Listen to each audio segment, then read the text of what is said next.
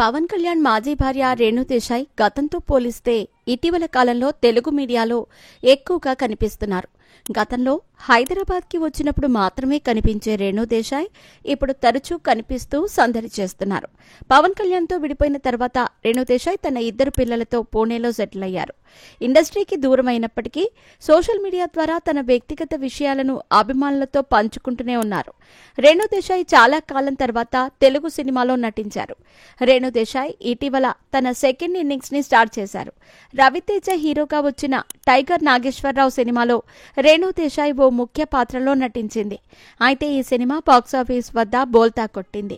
ఇదిలా ఉంటే రేణు దేశాయ్ యానిమల్స్, చిన్నపిల్లల కోసం ఫండింగ్ కలెక్ట్ చేస్తున్న సంగతి తెలిసిందే. తనకు తోచినంత సహాయం చేయడంతో పాటుగా తన ఫ్యాన్స్ ని కూడా విరాళం అడుగుతూ జంతు ప్రేమికురాలు అనిపించుకుంటూ ఉంటుంది.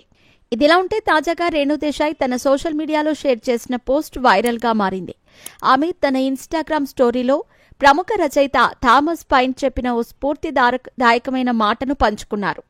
నిజాయితీగా ఉండాలంటే కొంతమందిని నొప్పించటానికైనా సిద్ధంగా ఉండాలి.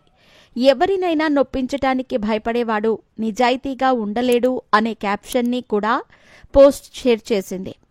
అయితే రేణు దేశాయ్ ఈ పోస్టుని ఎవరిని ఉద్దేశించి పెట్టారో క్లారిటీ లేదు. ప్రస్తుతం రేణు దేశాయ్ పోస్ట్ నెట్టింట వైరల్ గా మారింది.